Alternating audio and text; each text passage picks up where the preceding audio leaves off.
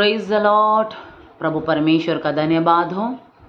फिर से एक और वचन हम आज सीखेंगे। मेरे प्रियजनों, मुझे विश्वास है आप जितने लोग मुझे सुनेंगे, इस वचन को सुनेंगे, आप सबको बहुतायत से आशीषित होंगे। आमीन। परमेश्वर एक नए स्तर पर आपको लेकर जाएंगे। आमीन।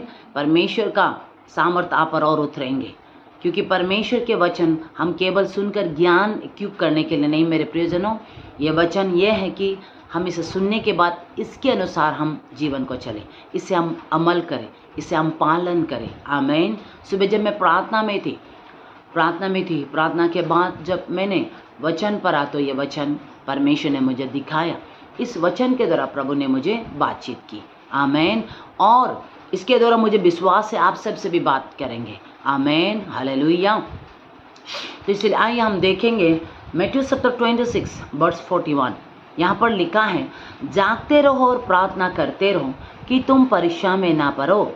आत्मा तो तैयार है परंतु शरीर दुर्बल है।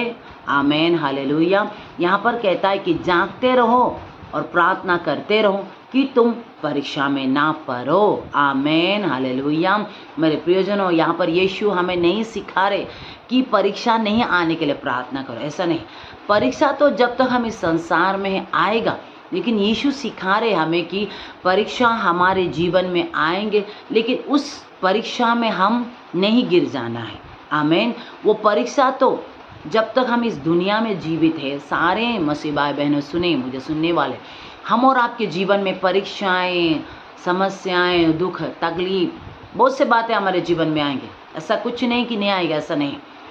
हम जब से विश्वास में चला है, जब से हम यीशु को विश्वास करते हैं, जब से हमने उद्धार पाया, तब से हमारे जीवन में कोई समस्या, कोई परीक्षा, कोई तकलीफ नहीं आएगा, ऐसा नहीं। आएगा मेरे प्रियजनों, आएगा, लेकिन उस बातों में भी हमें क्या करना है, उन बातों में हमें नहीं गिरने के लिए हमें प्रार्थना करना है, जागते रहना है और प्रार्थना करते रहना है। आमीन। मेरे प्रियजनों, हम सब हमारे जितने मसीह भाई बहन, हमारे लिए सबसे महत्वपूर्ण बात है कि हम प्रार्थना करें ना, जागते हुए प्रार्थना करें।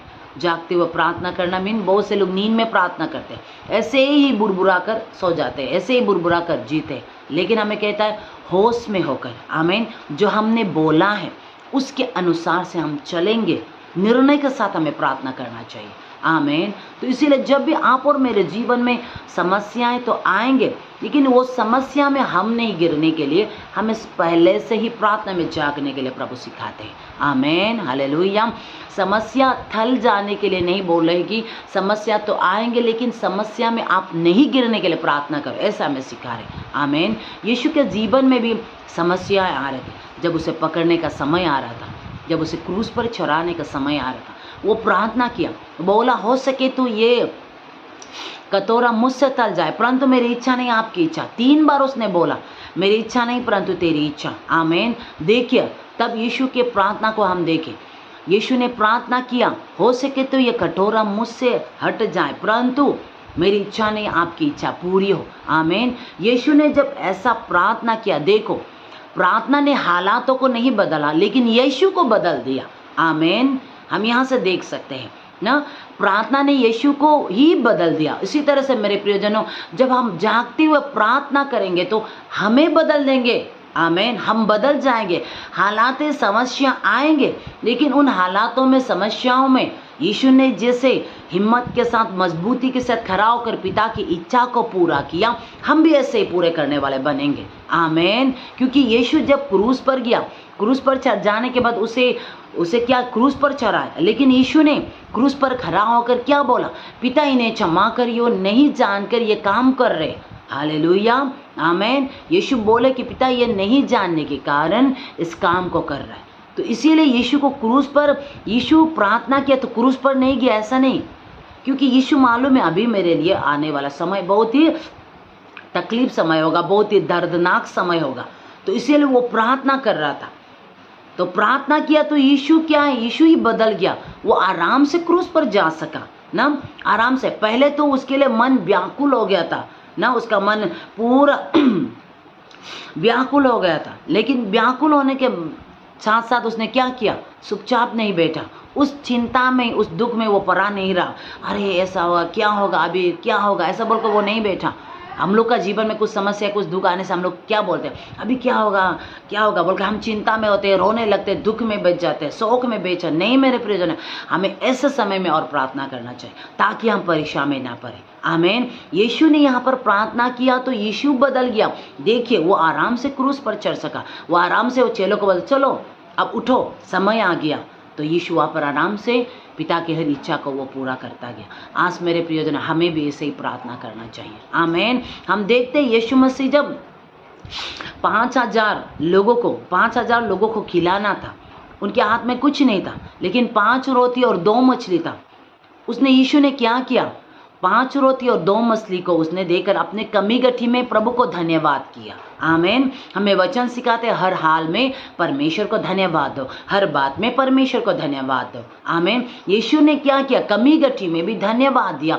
धन्यवाद कर कर उस रोटी को तोड़ा तो सारे लोग खाएं और 12 टुकड़ी बच गए। आमीन। हालेलुया। देखिए यहाँ पर हालात ऐसे ही था, लेकिन परमेश्वर ने पूरे सब कुछ को बदल दिया।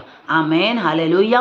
वहाँ पर कमी गठी था, वहाँ पर पूरा कमी गठी था, लेकिन उस कमी गठी को भरपूरी में परमेश्वर ने बदल दिया यीशु के प्रार्थना के द्वारा, धन्यवाद के द्वारा। इसी तरह से मेरे प्रियजन, आज हमें प्रार्थना करना चाहिए।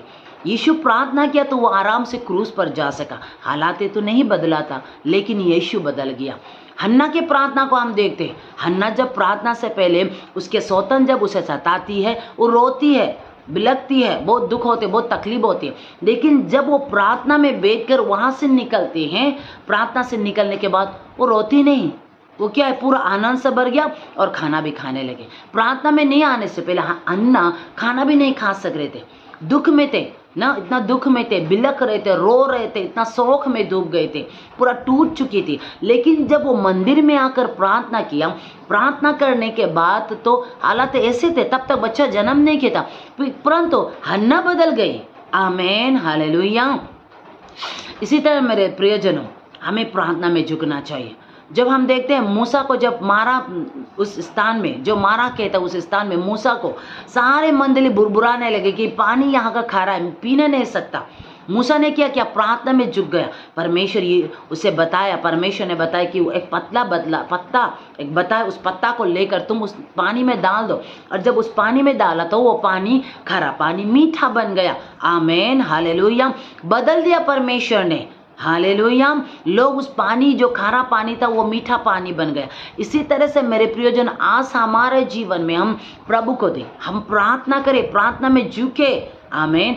प्रार्थना में आप झुकेंगे, आप बदल जाएंगे। जरूर आपकी जो हालात नहीं बदले होगा, जो दुख है, संकट है, वो तकलीफ है, वो होगा, लेकिन उस दुख में, संकट में भी आप मजबूती से, आनंद के साथ खड़ा हो सकने वाला व्यक्ति आप बनेंगे।